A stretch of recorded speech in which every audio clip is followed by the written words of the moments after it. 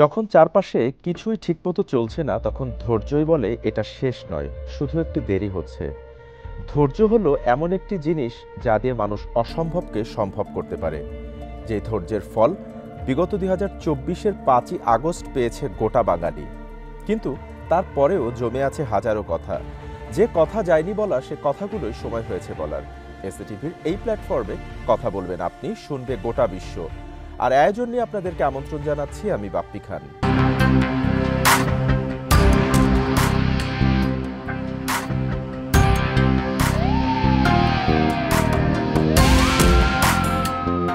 আজ আমাদের সাথে কথা বলার জন্য আমন্ত্রিত অতিথি হিসেবে স্টুডিওতে উপস্থিত রয়েছেন ফ্যাসিস্টের আমলে গুমের শিকার এবং বাংলাদেশ আদর্শ শিক্ষক ফেডারেশন রাজশাহী জেলার সভাপতি এবং জামায়াত নেতা ডক্টর মোহাম্মদ ওবায়দুল্লাহ।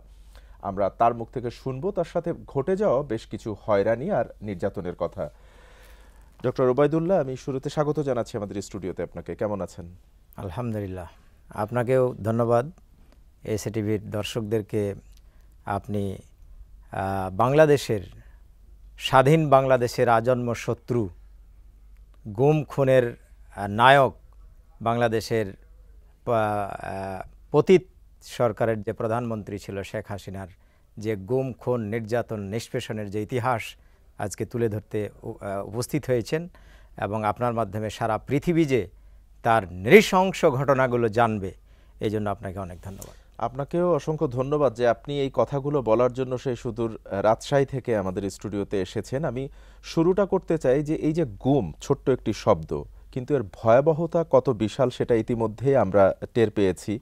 এবং বিগত এই ফ্যাসিস্টের আমলে অসংখ্য মানুষ গুমের শিকার হয়েছেন, রোষানলে পড়েছেন, অত্যাচার নির্যাতিত হয়েছেন। আপনি ঠিক কিভাবে ফ্যাসিস্টের রোষানলে পড়লেন, সেই শুরুটা কিভাবে হয়েছিল? বাপ্পি খান, আমার ঘটনাটা দিয়ে আপনি জাতিকে জানাতে পারবেন যে শেখ হাসিনা কত অন্যায়ভাবে এদেশের মানুষকে গুম এবং খুন করেছিল। আমি খুবই সিম্পল একজন মানুষ। আমি আমার এলাকায় কাউকে শালা বলে গালি দিয়েছি এরকম কোনো ঘটনা নাই, আমার বিরুদ্ধে কোনো জিডি নাই। কিন্তু আমার ওপরে যে জুলুম করেছে, যে নির্যাতন করেছিল, এই কাহিনীটা আমি শুরু করতে যাচ্ছি আপনাকে। জি। সেদিন ছিল 2011 সালের 19শে অক্টোবর। 4 দলীয় জোট সরকারের একটা কর্মসূচি ছিল। ঢাকা থেকে রোড মার্চ চাঁপাইনবাবগঞ্জ শহরে গিয়ে বেগম খালেদা জিয়া ছিলেন এবং জামাত নেতৃবৃন্দ ছিলেন। এই একটা রোড মার্চ যাচ্ছিল। আমরা রাজশাহী নওগাঁ সীমান্ত থেকে রোড মার্চকে স্বাগত জানিয়ে গোদাগাড়িতে প্রচুর একটা বড় জনসভা হচ্ছে, সেখানে বক্তব্য চলছে। আমি বক্তব্য দিতে উঠেছি। আমি বক্তব্যে বলেছিলাম যে বাংলাদেশের ইতিহাসে মাওলানা মতিউর রহমান নিজামী একমাত্র মন্ত্রী যিনি চিনি শিল্পে লাভ দেখিয়েছেন, বাংলাদেশের একমাত্র মন্ত্রী যিনি 2007 সালে ফখরুদ্দিনের সরকার দুর্নীতির কারণে সবকে গ্রেপ্তার করেছিল, কিন্তু মাওলানা মতিউর রহমান নিজামী এবং আলী হাসান মোহাম্মদ মুজাহিদ সহ জামাত নেতৃবৃন্দ এবং এমপিদেরকে তারা মাইক্রোস্কোপ দিয়েও খুঁজে পায়নি কোনো দুর্নীতি। তার মানে আপনি বক্তৃতায় বলছিলাম যে বাংলাদেশের সবচেয়ে পবিত্র এবং দুর্নীতিমুক্ত দেশপ্রেমিক যারা দেশকে ভালোবাসেন, দেশের মানুষকে ভালোবাসেন, দেশের শিল্পকে ভালোবাসেন, দেশের ইন্ডাস্ট্রিকে ভালোবাসেন, দেশের কৃষিকে ভালোবাসেন, এই রকম মন্ত্রী আপনি তাদেরকে গ্রেপ্তার করেছেন, তাদের বিরুদ্ধে আপনি মামলা দিয়েছেন এবং এটি অন্যায়, এটি জুলুম, এটি নির্যাতন। আপনার নেতৃত্বে 2009 সালের 25শে ফেব্রুয়ারি পিলখানায় যে সকল সেনাবাহিনীর পবিত্র সদস্যদেরকে হত্যা করা হয়েছে, এটি পৃথিবীর ইতিহাসে বিরল। আপনি এদেশের স্বাধীনতার পক্ষের নন, আপনি বাংলাদেশের অখণ্ডতা, বাংলাদেশের সার্বভৌমত্ব রক্ষার পক্ষের লোক নন। এগুলো কি শেখ হাসিনাকে উদ্দেশ্য করে বলেছিলেন? একদম। আচ্ছা, আমি বলেছিলাম, মাননীয় প্রধানমন্ত্রী শেখ হাসিনা, আপনার বাবা আপনার চাইতেও অনেক বেশি শক্তিশালী ছিল, কিন্তু আপনার বাবার গুম, খুন, জুলুম, শোষণ, অত্যাচার, নির্যাতনের কারণে তিনি বাংলাদেশে টিকতে পারেন নাই। আপনাকেও সতর্ক করছি, আপনি এই জুলুম, শোষণ, নির্যাতন, নিপীড়ন, গ্রেপ্তার, নিরাপরাধ এই সকল দেশপ্রেমিক লোকদেরকে আপনি গ্রেপ্তার করেছেন, এটি অন্যায়। এবং এই কথাগুলোই পরবর্তীতে কাল হয় আপনার জন্য। 25শে ফেব্রুয়ারি যে 57 জন সেনা অফিসারকে হত্যা করেছেন, এটি অন্যায়। আপনি সেনাবাহিনীকে শেষ করেছেন, আপনি সীমান্ত বাহিনীকে শেষ করেছেন। বেগম শেখ হাসিনা সেই দিন যদি আমার কথা শুনতো, তাহলে আজকে 2024 সালের 5ই আগস্ট হয়তো নাও ঘটতে পারত। তিনি আমার কথাগুলো না শুনে বরং আমার পিছনে লেলিয়ে দিলেন যে আমি নাকি আরেকটি 15ই আগস্ট ঘটাতে চেয়েছি। এই অভিযোগে পত্রিকায় বিশাল হেডিং, এবং তারপর থেকে শুরু হয়ে গেল আমার উপরে, আমাকে গ্রেপ্তার করার জন্য, অ্যারেস্ট করার জন্য। আপনাকে কি তখন কেউ ফলো করতো, আপনি টের পেয়েছিলেন? কখন? মানে এই যে আপনাকে তুলে নিয়ে যাওয়ার আগে আপনি কিছু শুধু ফলো না, আচ্ছা, আমি যখন বক্তব্য দিয়ে নেমেছি তারপরেই সেই দিন দুপুর 3টার সময় বক্তব্য দিয়েছি। সন্ধ্যার পরে আমার কাছে একজন সাংবাদিকের ফোন আসলো যে তোমাকে ওসি সাহেব খুঁজতেছে। কেন? না তো তোমার বিরুদ্ধে মামলা হচ্ছে, পত্রিকায় সব নিউজ হয়ে গেছে। আচ্ছা, আজব ব্যাপার। কেন? আমি তো এই ধরনের কোনো বক্তব্য দিই নাই যে ওনার আরেকটি 15ই আগস্ট ঘটনা হবে, এই ধরনের তো কথা বলি নাই। আমি বলেছি তার অন্যায়ের কথা, তার অত্যাচারের কথা, তার জুলুমের কথা, তার শোষণের কথা। বলছি না, এগুলো তারপর থেকেই শুরু হলো আর কি। রাত্রেই আমার বাসাতে পুলিশ। বিগত দিনে তো আসলে এটিই হয়েছে যে সরকারের বিপক্ষে কেউ কোনো কথা বললেই, বিপক্ষে কথা বললেই শুরু হয়ে গেল। অথচ আচ্ছা, হ্যাঁ, সেই থেকে শুরু হলো। আচ্ছা, আমার বাসায় রাত্রি 3টা দিকে আমার কাছে যখন এই নিউজ আসলো, তখন আমি আমার বাসায় না থেকে অন্য একটা বাসায় থাকলাম। তারপরে তো সব নিউজ শুনতেছি। বাসায় আসলো, বাসায় এসে সার্চ করেছে, তারপরে আমার বাবার বাসায় গিয়ে সার্চ করেছে। এটা কারা, কে বা কারা গিয়েছিল? এটা ডিরেক্টলি পুলিশ করেছিল তখন। আচ্ছা, পরে স্থানীয় থানা থেকে? হ্যাঁ, স্থানীয় থানা। পরবর্তীতে আমি পুলিশ যখন আমাকে খোঁজাখুঁজি করলো, তখন আমি তারপর থেকে বাসায় যেতে পারি নাই। মোটামুটি 24 দিনের দিন আমি একটা ফোন কল করেছিলাম। ফোন কলে আমাকে ট্র্যাক করে র্যাব ধরেছিল সরাসরি। ফোন কলটা কোথায় করেছিলেন? ফ্যামিলি? ফোন কলটা ফ্যামিলির একজন সদস্যকে করেছিলাম। আমি একটা হোন্ডা নিয়ে আসার জন্য বলছিলাম। আচ্ছা, তো এই ফোন কলের পরে 4 ঘন্টার মধ্যে আমাকে অ্যারেস্ট করে ফেলেছে। অর্থাৎ তারা আপনাকে ধরার জন্য ছিল? হ্যাঁ হ্যাঁ হ্যাঁ। আচ্ছা, এই আমি যে 24 দিন পর্যন্ত, মানে যেদিন বক্তব্য দেই তারপরে 24 দিন পর্যন্ত এর মধ্যে অনেক ঘটনা ঘটাইছে ওনারা। আমার ছোট 3 ভাইকে অ্যারেস্ট করেছে। আমার 75 বছরের বুড়ো বৃদ্ধ পিতাকে তারা তাড়াও করেছে। বাড়িতে তিনি ঘুমাতে পারেন নাই। 24 দিন পর্যন্ত বিভিন্ন এলাকায়, মানে মাঠে ঘাটে থেকে তাকে দিনাতিপাত করতে হয়েছে। এরপরে আমার একটা ছোট, আমার বাড়িতে প্রায় 2 থেকে 250 র্যাব, পুলিশ, ডিজিএফআই, ডিবি এরা সব চারিদিক ঘেরাও করে আমার 3 বছরের মেয়ে, আমার যে প্রথম মেয়ে, সেই 3 বছরের মেয়েকে তারা কোলে করে নিয়ে তাকে জিজ্ঞাসাবাদ করেছে, বাড়িতে টর্চার করেছে যে তোমার বাবা কোথায়, কখন আসে, কখন যায়, কোন নাম্বারে কথা বলে। আমার সেই 3 বছরের মেয়ে এখনও আতঙ্কে উঠে যে এতগুলো পুলিশ, এতগুলো মহিলা পুলিশ আমার বাড়িতে উপস্থিত, এবং তারা আমার লোকাল থানারও নয়, তারা সব ঢাকা থেকে চলে গিয়েছে আমার বাসায় শুধুমাত্র এই কিছু সরকারের বিপক্ষে বক্তৃতা, শুধুমাত্র সরকারের বিরুদ্ধে বক্তব্য দেওয়ার জন্য। এর আগে তো কোনো ধরনের কোনো জিডি ছিল না বা মামলা ছিল না, কিছুই ছিল না। আপনি এখনো খোঁজ করবেন। 3 বছরের একটি শিশুকে যে তারা এভাবে নিয়ে বলছে, 3 বছরের একটি শিশুর আসলে ঠিক কতটুকু বোঝার কথা, সেটা আসলে কি তাদের বোধগম্য ছিল না সেই সময়টাতে? আমি সেই জিনিসটাই ভেবে পাই না যে আমার এই বাচ্চাটি আজও পর্যন্ত মানে গা শিউরে উঠে, সে যখন মানে তাকে ওই র্যাবের পোশাক পরিহিত অবস্থায় আমার বাসায় ঢুকে ছোট বাচ্চাকে কোলে নিয়ে জিজ্ঞাসাবাদ করে। আচ্ছা, এটা কি অমানবিক যে ঘটনা ঘটিয়েছে। সে মানে এমনিই তো পুলিশ আসলেই ধরেন বাচ্চারা আতঙ্কে ওঠে, এটা সাধারণ, যে কেউ একটু আতঙ্কে থাকবে এটা। তারপরে আপনাকে এই যে ফোন ট্র্যাকের কথা যে বলছিলেন, সেই জায়গাটা থেকে আবার একটু আসতে চাই। আপনাকে ওই দিন ধরলো কিভাবে, এবং পরিবারের কথাও বলছিলেন যে পরিবারের উপর যে নির্যাতন চালিয়েছে, আপনার বৃদ্ধ বাবাকেও। আমার বৃদ্ধ পিতা তো পালিয়ে বেড়াচ্ছেন, তারপরে 3 ভাইকে অ্যারেস্ট করেই ফেলেছেন, তারা জেলখানায় দিয়ে দেওয়া হয়েছিল। যেদিন ফোন কলের ট্র্যাকিং হয় সেই দিন আমি একটা বাসায়, আমার এক আত্মীয়ের বাসায় শুয়েছিলাম। ঘরের মধ্যেই চলে আসলো, দেখলাম 2 জন একটু অপরিচিত, চিনতে পারছি না, বলে আপনি ডক্টর ওবায়দুল্লাহ? তো আমি বললাম যে আমি তো চিনলাম না, আপনি কে? তখন আমাকে এখান থেকে পিস্তল দেখাচ্ছে। তো আপনি বুঝতে পেরেছেন? হ্যাঁ, বুঝতে পেরেছি। তো কোনো সিন ক্রিয়েট করবেন না, চলেন আমার সাথে। তা আমাকে ধরে নিয়ে এসে একটা গাড়িতে উঠালো, দেখলাম যে র্যাবের সদস্য তারা, অর্থাৎ তারা র্যাব থেকে র্যাব এসেছিল। থেকে দিয়েছে, এবং আমাকে একটা কালো মাইক্রোতে উঠিয়েছে, ডানে একজন অস্ত্রধারী, বামে একজন অস্ত্রধারী, মাঝখানে আমাকে বসিয়েছে। এরপরে কালো কাপড় দিয়ে মুখ বেঁধে দিয়ে হাতে হ্যান্ডকাপ, পিছন দিকে হ্যান্ডকাপ দিয়ে গাড়ি চালানো শুরু হলো। তো আমি তখন বুঝতে পারছিলাম না। এটা কি রাজশাহী শহরেই ছিলেন আপনি? না, রাজশাহী শহর থেকে 30 কিলোমিটার দূরে ছিলাম। আচ্ছা, তারা আপনার ফোন ট্র্যাক করে সেখানে গিয়ে আপনাকে তুলে আনে। আচ্ছা, এবং তাদের কাছে তো কোনো অ্যারেস্ট ওয়ারেন্ট বা কিছুই ছিল না? না না না, কিছু ছিল না। আচ্ছা, তারপরে ওখান থেকে আপনাকে কোথায় নিয়ে গেল তারা? আমাকে সরাসরি উত্তরা র্যাবের হেডকোয়ার্টারে নিয়ে আসছে। মানে রাজশাহী থেকে সরাসরি উত্তরা র্যাবের হেডকোয়ার্টার। আচ্ছা, আপনি তখন গাড়ির মধ্যে তাদের সাথে কোনো ধরনের কথা বা কোনো বাকবিতণ্ডা কিছু হয়েছিল কিনা? কথা বলেছি। আপনাকে কেন নিয়ে যাওয়া হচ্ছে? বামে একজন অফিসার ছিল, জি, ওনাকে বলছিলাম, আমি এই জানতাম, পেপার পত্রিকায় দেখছিলাম নিউজগুলো, সবসময় নিউজ দেখতাম যে আমাকে পাওয়ার মাত্রই হত্যা করা হবে, গুলি করা হবে। তখন স্বরাষ্ট্রমন্ত্রী ছিল সাহারা খাতুন। সাহারা খাতুন রাজশাহীতে গিয়েছিলেন, সব এসপিদেরকে নিয়ে মিটিং করে বলেছেন যে কি ব্যাপার, উনি 20 দিন থেকে গ্রেপ্তার হচ্ছেন না কেন? 10 লক্ষ টাকা পুরস্কার থাকলো তাকে যে গ্রেপ্তার করতে পারবে। এরপরে এখানে যখন আমাকে একজন অফিসার পাশে বসে জিজ্ঞেস করতেন,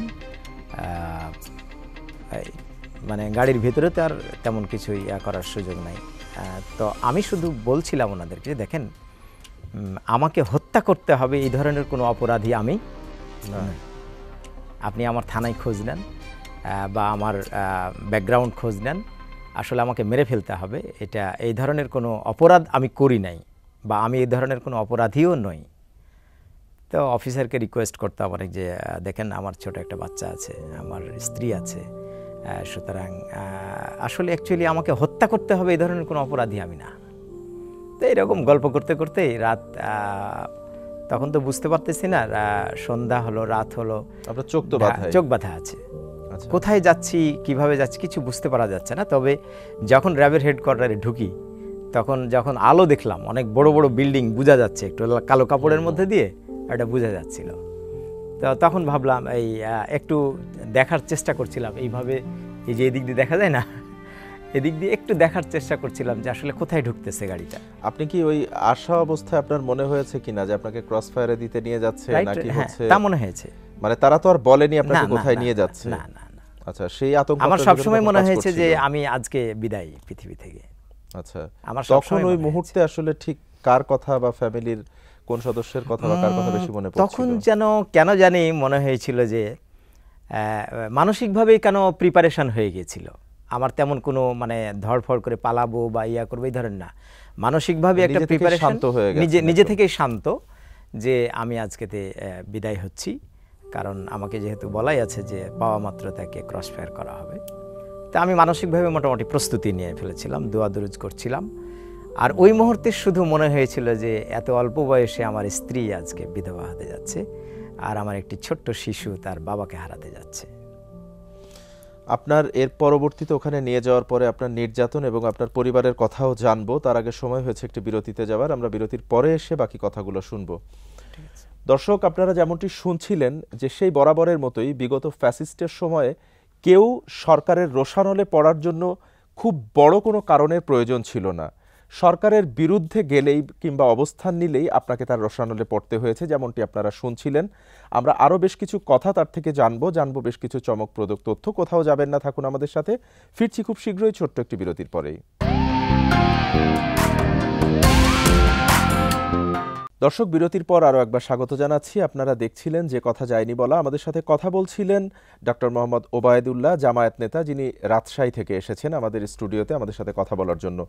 আপনি বিরতিতে যাবার আগে বলছিলেন যে আপনাকে যখন গাড়িতে করে ঢাকায় নিয়ে আসা হচ্ছিল, তখন আপনার ওই অনুভূতিটা হচ্ছিল যে আপনাকে হয়তো বা ক্রস ফায়ারে দিবে কিংবা মেরে ফেলবে, আপনার স্ত্রী বিধবা হবে, আপনার ছোট সন্তানের কথা বলছিলেন।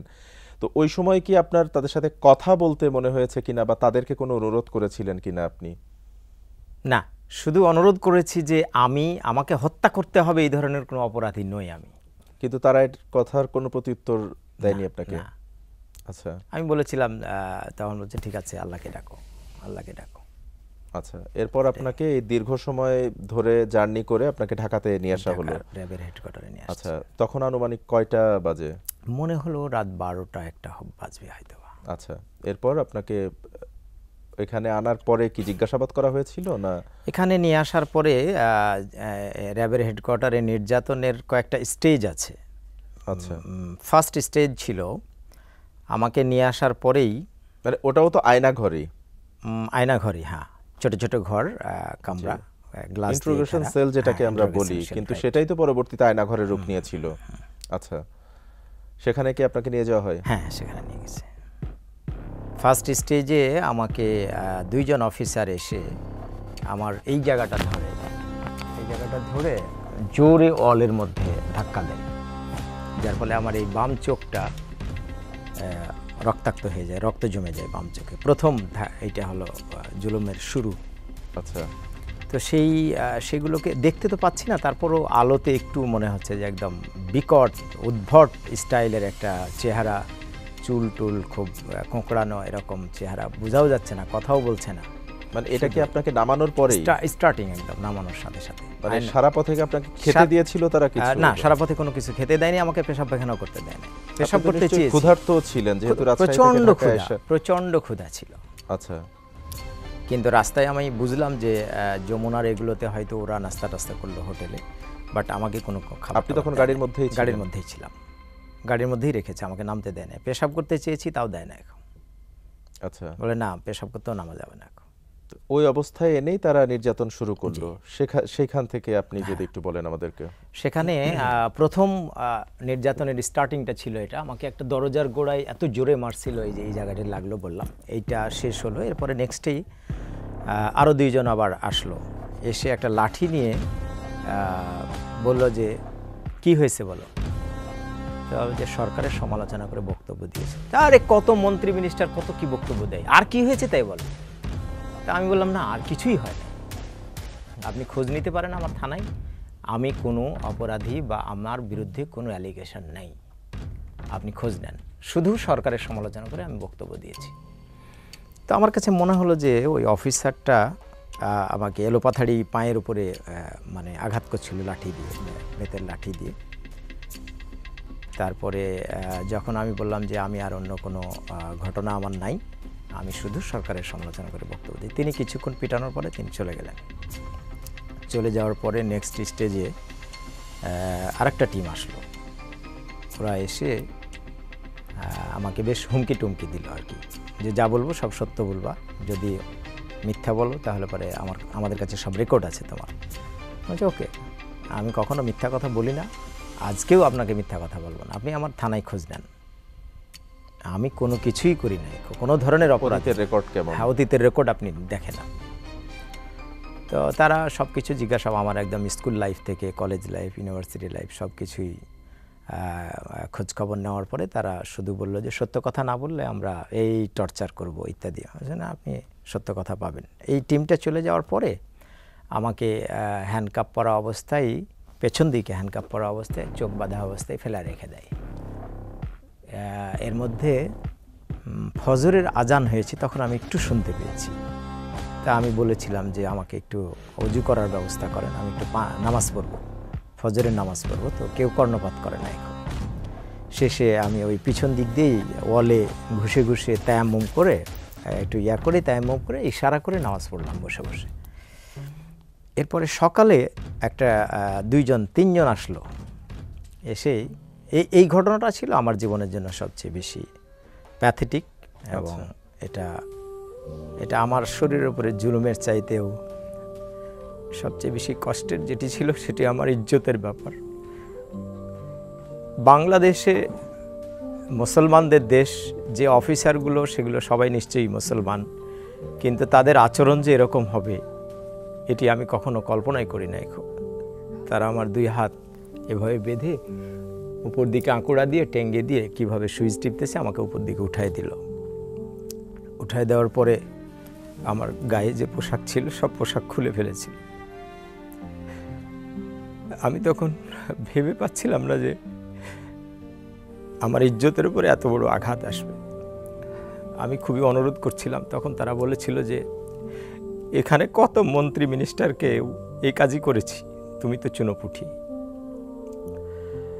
তারপরে আমার যৌনাঙ্গে একটা এই ক্লিপ স্টাইলের কি যেন মনে হলো, একটা ক্লিপ ভিড়ানোর মতো করে, আপনার কাপড় চোপড় সব তালা খুলে কিছু না, ফেলেছে? একদম শরীর থেকে সব খুলে ফেলেছে।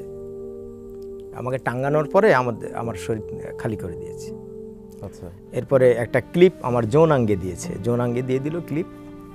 তো দেওয়ার পরে মনে হলো যে আমি ভাবছিলাম যে হয়তো আমাকে আগেই ভয় দেখাচ্ছিল যে এখানে মাথায় গুলি করে, তারপরে ইয়া করছে, সব ভয় দেখিয়েছে। আমি ভাবলাম যে তাহলে মনে হয় আমাকে টুকরো টুকরো করে কাটবে মনে হয়। মানে যখন যৌনাঙ্গে ক্লিপ দিয়ে কারেন্টের শক দিচ্ছিল, তখন মনে হলো চাকু দিয়ে কেটে দিল মনে হয়। তো আমি আবার চোখ বাঁধা অবস্থাতেই এখান দিয়ে একটু দেখার চেষ্টা করছিলাম, তো বলছে না, কাটেনি, ক্লিপ বাঁধা আছে। এরপরে দুইজন লাঠি দিয়ে বেদম প্রহার পিছন দিকে আমার এখান থেকে এই পর্যন্ত, মানে 10 মিনিট ধরে একাধারে পিটিয়ে চলে যাচ্ছে। আর তাদের একটাই কোশ্চেন হলো, তুমি রাজশাহী ইউনিভার্সিটির ছাত্র, রাজশাহী ইউনিভার্সিটিতে অস্ত্র কোথা থেকে আসে আর তোমরা টাকা কোথায় পাও? এটা তাদের নির্যাতনের মধ্যে আমাকে কোশ্চেন করছে।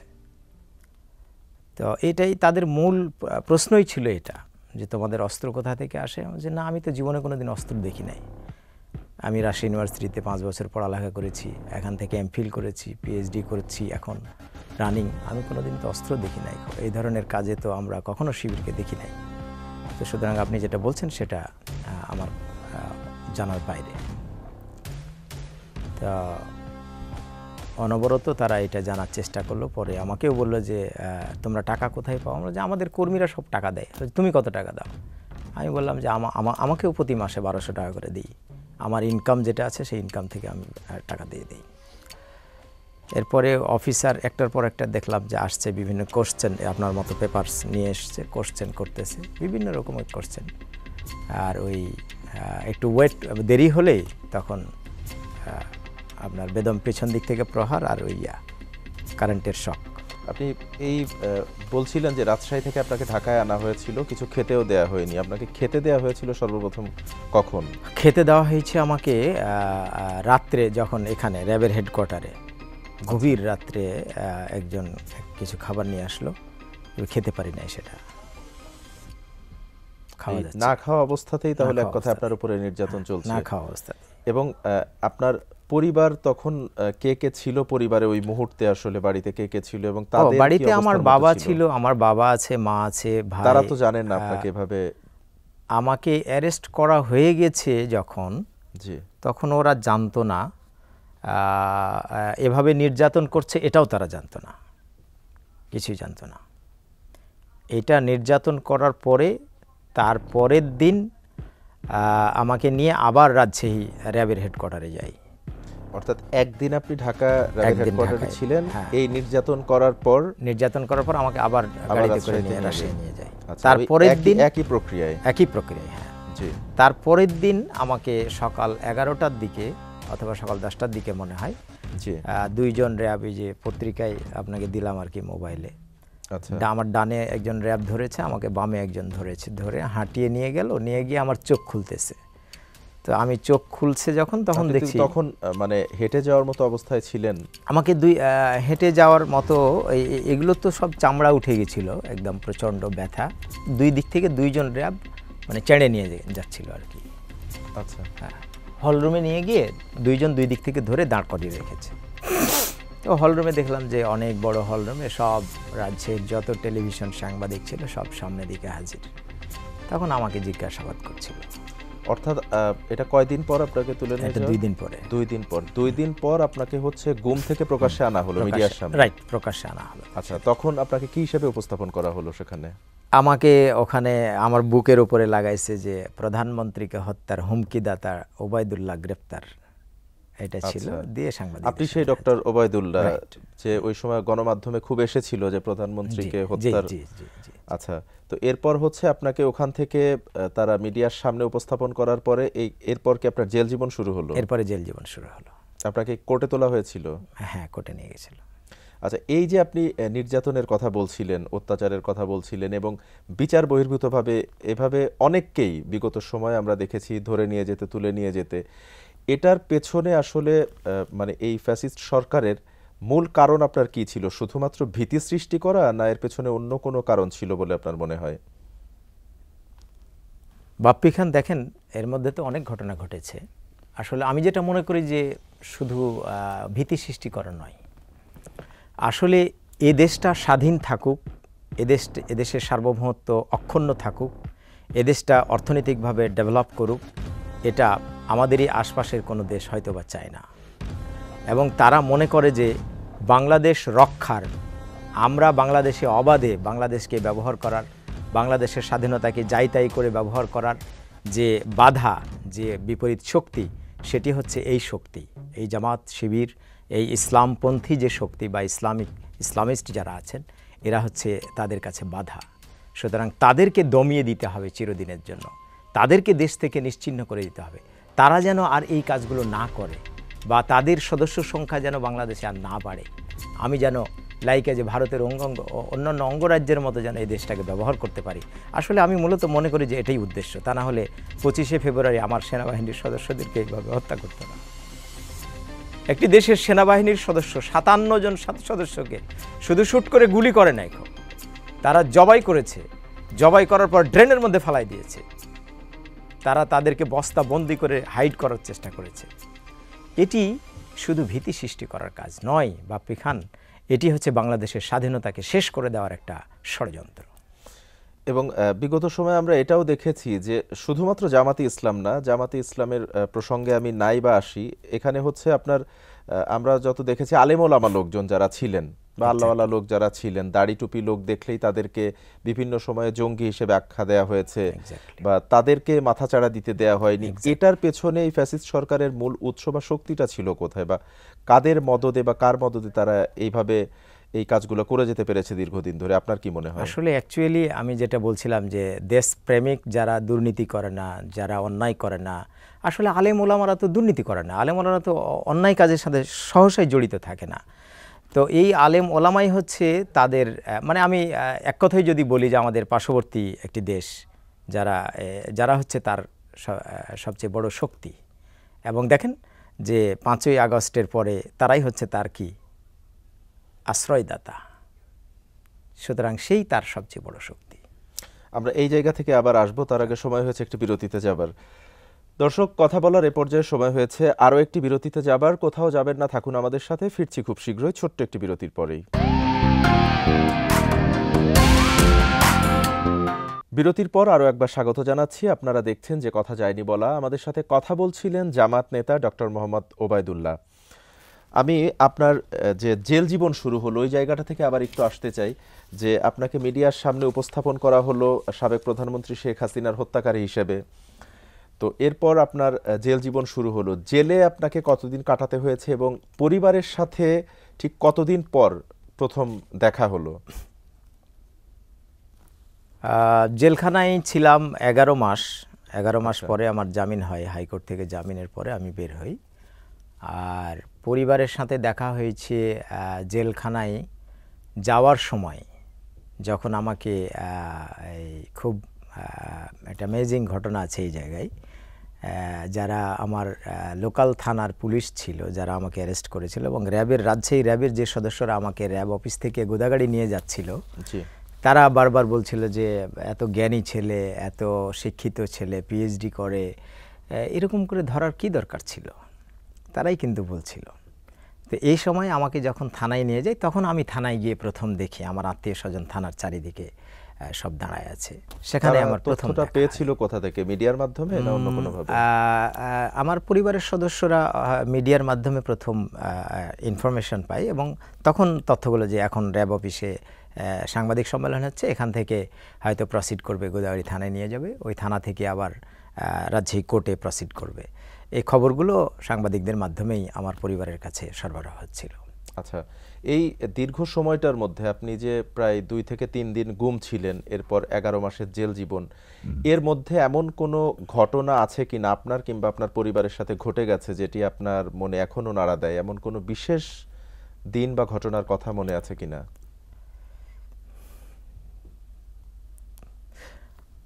ঘটনা তো অনেক মনে আছে। আমার কিংবা আপনার অনেক বড় একটা লস বা ক্ষতি যেটা আপনি চাইলেও আর আমি কাটিয়ে উঠতে পারেননি? লস ক্ষতি মনে করছি না, কখনোই মনে করব না, কারণ যে দেশের যেই কাজ করতে গিয়ে, যে দেশের অর্থনৈতিক উন্নয়ন করতে গিয়ে, দেশের স্বাধীনতা সার্বভৌমত্ব রক্ষা করতে গিয়ে মৌলানা নিজামী সাহেবের মতো মানুষ জীবন দিয়েছে, আলী হাসান মাহমুদ মুজাহিদ জীবন দিয়েছে, বিশ্ববিখ্যাত মুফাসসির কোরআন আল্লামা দেলাওয়ার হোসেন সাঈদীও এই পথেই জীবন দিয়ে দিয়েছে। সুতরাং এই জুলুম নির্যাতন আমার কাছে খুব সিম্পল, সেই তুলনায় নগণ্য ছিল। সেটা তুলনায় একদম নগণ্য। আমি এটাকে কখনোই কিছু মনে করি না।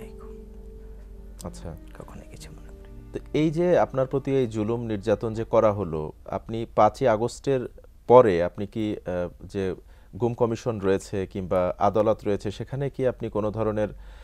আমি গুম কমিশনে একটা আবেদন শুধু দিয়েছি যে এরকম একটা গুম করা হয়েছিল আমাকে।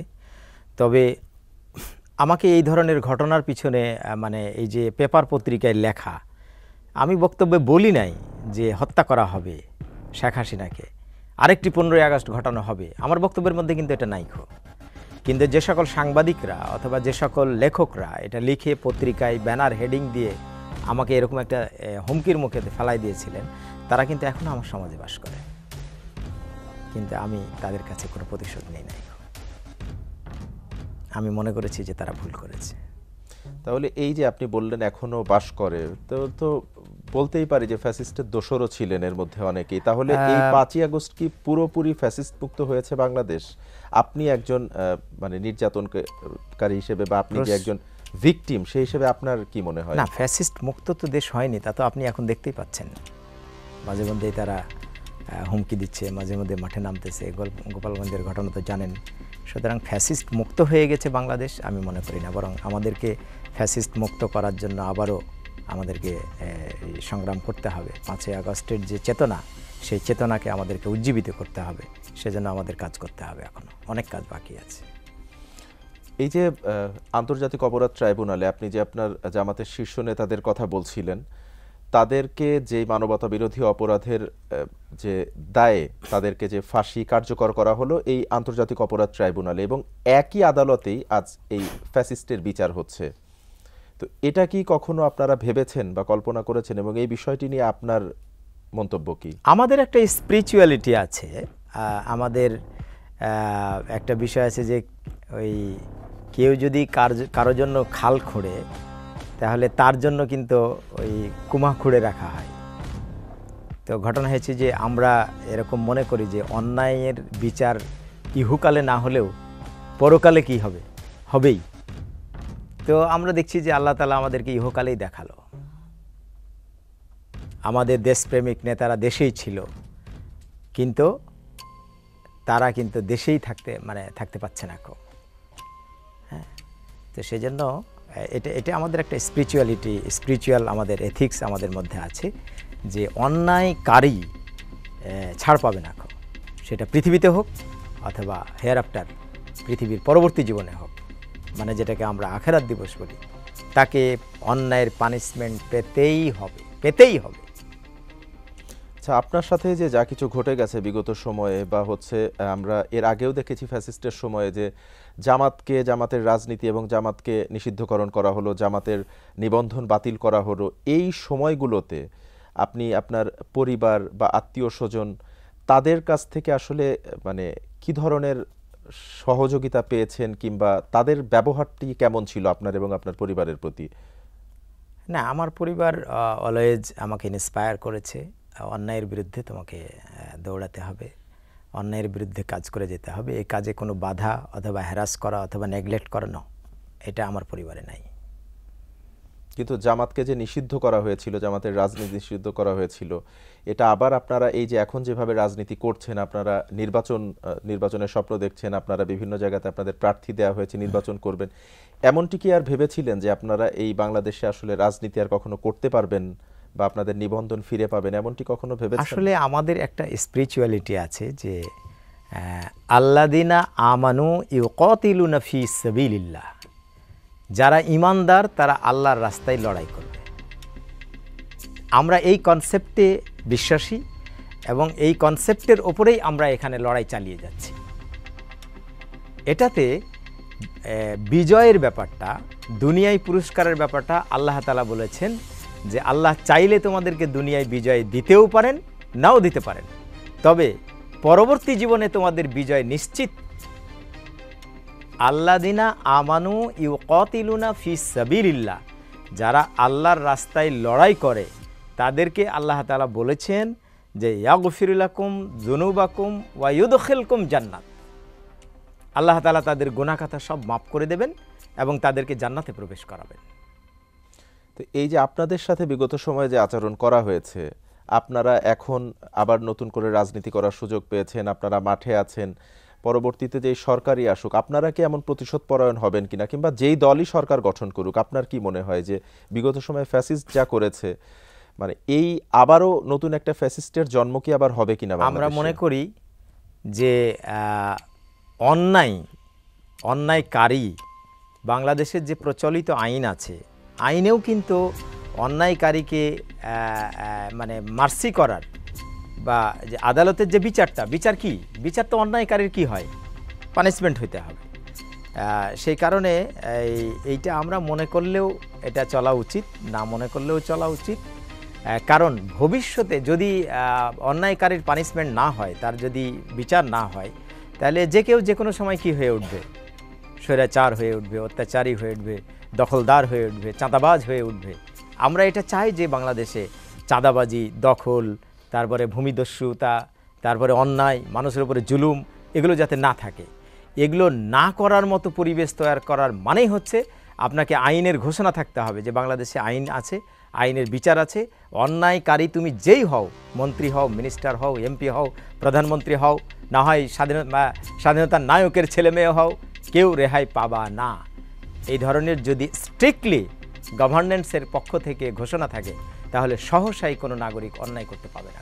আর যদি না ঘোষণা না থাকে তাহলে কিন্তু যে কেউ যে কোনো সময় ফ্যাসিস্ট হয়ে উঠবে, অত্যাচারী হয়ে উঠবে। আচ্ছা, এটা রুখা আমাদের সকলের দায়িত্ব। এই যে ট্রাইব্যুনালে যে ফ্যাসিস্টের যাদের বিচার প্রক্রিয়া ইতিমধ্যে শুরু হয়েছে, বিচার কার্য, আপনি একজন সাধারণ নাগরিক হিসেবে কি মনে করেন এই বিচার কি আসলে কার্যকর হবে কিনা, জাতি কি আসলে আশার আলো দেখবে কিনা? আসলে তো এই ঘটনাটা শেষ না হওয়া পর্যন্ত তো ফাইনালি কিছু বলা মুশকিল। তবে আমরা এক্সপেক্ট করি যে তাদের বিচার হবে, শাস্তি হবে এবং হওয়া উচিত। কিন্তু আপনি যে কিছুক্ষণ আগে বলছিলেন যে যাদের মদদে তারা বিগত 17 বছর এরকম ফ্যাসিস্টের রূপ ধারণ করতে পেরেছে এবং 5ই আগস্টের পরেও তাদের আশ্রয় প্রশ্রয়ে আছে, তো এখন যেখানে তিনি আছেন তাদের কবল থেকে মুক্ত করে এনে কি বিচার প্রক্রিয়া করাটা আসলে, মানে আপনার কি মনে হয় কতটা? আমার মনে হয় যে আপনাদের মতো সাংবাদিক, বুদ্ধিজীবী, লেখক এবং বাংলাদেশ প্রেমিক যারা আছে তারা সবাই যদি ঐক্যবদ্ধ হয় তাহলে এটা সম্ভব। সেটা যদি সবাই ঐক্যবদ্ধ হয়, কিন্তু আপনি বলছিলেন যে এখনো ফ্যাসিস্টের দোসররা রয়েছে, তারা রাস্তাঘাটে মিছিল করছে, আপনি নিজেও বলছিলেন সবকে প্রতিরোধ করে ন্যায় এবং ইনসাফ, জাস্টিস, বিচারের মানে এটাকে প্রতিষ্ঠিত করা সম্ভব। যে আমাদের দেশপ্রেমিক যারা আছেন, যারাই দেশপ্রেমিক, যারাই বাংলাদেশের নাগরিক, এই দেশপ্রেমিকদেরকে ঐক্যবদ্ধ হতে হবে। এদেরকে এই জায়গায় আসতে হবে যে আমরা অন্যায়কারীর বিচার করব। এটা ঐক্যবদ্ধ হওয়া ছাড়া কোনো বিকল্প বুদ্ধি নাই। আচ্ছা, আমি সর্বশেষ আপনার কাছে একটি প্রশ্ন জানতে চাই, কারণ আমরা একেবারেই শেষ পর্যায়ে চলে এসেছি অনুষ্ঠানের। বর্তমান যে দেশে অন্তর্বর্তীকালীন সরকার রয়েছে, এই অন্তর্বর্তীকালীন সরকারের কাছে অনেকেরই অনেক চাওয়া। আমরা দেখছি দুদিন পর পর বিভিন্ন জায়গাতেই আন্দোলন হচ্ছে, অনশন হচ্ছে, বিভিন্ন দাবি দাওয়া নিয়ে যাওয়া হচ্ছে। কেউ কেউ মনে করছেন এই সব কিছুর সমাধানে নির্বাচন, আবার কেউ কেউ মনে করছেন সংস্কার। আপনার জায়গা থেকে যদি জানতে চাওয়া হয় যে অন্তর্বর্তীকালীন সরকারের কাছে কোন জিনিসটাকে সর্বপ্রথম আগে প্রাধান্য দেওয়া উচিত, বা আপনি আসলে কি চান এই অন্তর্বর্তীকালীন সরকারের কাছে দেশের একজন সাধারণ নাগরিক হিসেবে? দেখেন, আমাদের প্রত্যাশা অনেক বেশি এই জন্য যে ডক্টর মোহাম্মদ ইউনূস যিনি প্রধান উপদেষ্টার দায়িত্বে আছেন। আসলে আমরা অনেক আগে পড়েছিলাম যে অ্যারিস্টটল, প্লেটো এদের ফিলোসফি পড়াতে যে রাজাকে হতে হবে দার্শনিক। তা আমরা অ্যাকচুয়ালি কিন্তু একজন দার্শনিক, একটা অনেক বড় ধরনের দার্শনিক পেয়েছি। জি, আমরা আমাদের তার কাছে আমাদের অনেক প্রত্যাশা এবং আই থিঙ্ক আমি মনে করি যে আসলে উনি কিন্তু অ্যাকচুয়ালি মানে করছেনও তাই।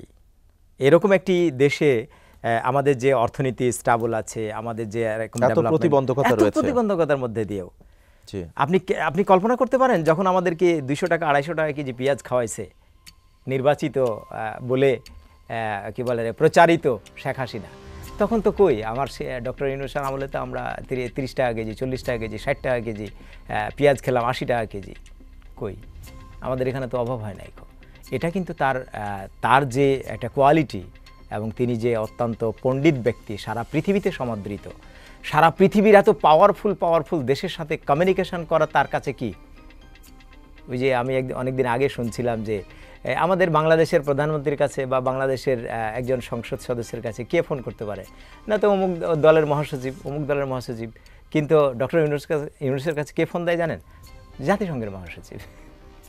ইউরোপ আমেরিকার মতো অনেক বড় পাওয়ারফুল দেশের রাষ্ট্রপ্রধানরা তার কাছে ফোন দেয়। সুতরাং ইন্টারন্যাশনাল যে কমিউনিকেশান, ইন্টারন্যাশনাল যে কোঅপারেশন, এই আমাদের ডেভেলপমেন্টের জন্য যে কোঅপারেশন দরকার, কমিউনিকেশান দরকার, তারপরে যে উন্নত আমাদের যে প্রযুক্তি দরকার, এই উন্নত প্রযুক্তি, কোঅপারেশন, তারপরে মানে কানেক্টিভিটি, এগুলো সৃষ্টি করার ক্ষেত্রে আমাদের যে কোনো সময়ের লিডারের চাইতে আমাদের মাননীয় প্রধান উপদেষ্টার এখন কিন্তু খুব সহজ। ওনাকে যদি আমরা হেল্প করতে পারি আমাদের দেশের ডেভেলপমেন্ট খুবই সহজ ব্যাপার। এবং সকলকে ঐক্যবদ্ধ থাকতে হবে ব্যাপারে, সকল রাজনৈতিক দলগুলোকে ঐক্যবদ্ধ থাকা উচিত। ডক্টর মোহাম্মদ ওবায়দুল্লাহ, আমরা একেবারেই শেষ পর্যায়ে চলে এসেছি। আপনি কষ্ট করে আমাদের স্টুডিওতে আসার জন্য, আপনার সময় দেওয়ার জন্য আপনাকে অসংখ্য ধন্যবাদ জানাচ্ছি।